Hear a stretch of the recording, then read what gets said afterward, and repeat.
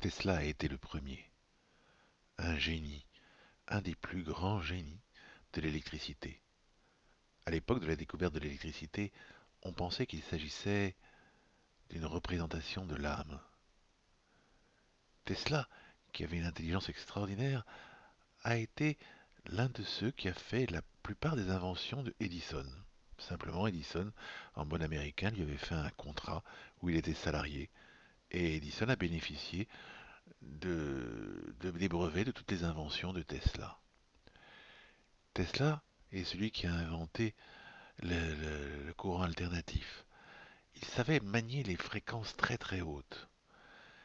Et c'est avec ces fréquences électriques très très fortes, ou d'autres fréquences, qu'il a pu élaborer l'idée qu'on pouvait guérir par le biais de fréquences. Que les organes peuvent avoir des fréquences et que, en en émettant vers elles des fréquences électriques, on pouvait obtenir un effet. C'était le premier. Ce grand génie de Tesla a été le premier. Quelque temps après avoir finalisé sa machine qui permettait de guérir toutes les maladies, Tesla meurt. On n'a jamais retrouvé sa fameuse machine. Un autre personnage, un Américain, travaille sur les traces de Tesla, sur les fréquences qui peuvent guérir. Il arrive d'ailleurs à guérir devant un parterre de 26 professeurs de médecine, 26 médecins de l'administration américaine, 26 personnages qui sont entièrement habilités et qui sont des modèles de la médecine. Eh bien, il guérit 26 personnes du cancer. Quelques jours après, quelques temps après, dans les mois qui suivent, son laboratoire est entièrement détruit. Les personnes qui travaillent avec lui meurent toutes de façon étrange, de façon accidentelle, de façon qui est jusqu'à aujourd'hui inexpliquée. Idem pour Lakowski, qui a guéri de nombreuses personnes et dont les travaux sont aujourd'hui tombés dans l'oubli. J'en arrive maintenant à un Français, Prioré, un simple électronicien. Pourtant, il fait des recherches sur la guérison par les ondes, par les fréquences.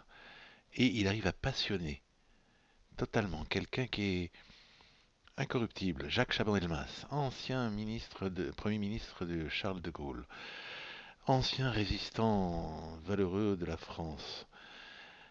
Eh bien, Jacques Chaban-Delmas, qui était donc maire de Bordeaux, va l'aider à financer toutes ses recherches. Il y aura un grand laboratoire qui sera construit avec tout ce qui est possible pour pouvoir faire les recherches sur ces fameuses fréquences qui guérissent. Malheureusement, quelques mois après la construction du laboratoire, le laboratoire est totalement détruit par une explosion inexpliquée. Un autre Français, Benveniste. Tout le monde dit qu'il cherche la mémoire de l'eau à propos de l'homéopathie. En fait, sa recherche est plutôt sur les fréquences qui guérissent. Il est tout à fait dans la ligne de Tesla, dans la ligne de Rives, dans la ligne de Lakowski, dans la ligne de tous ces personnages, de Prioré aussi.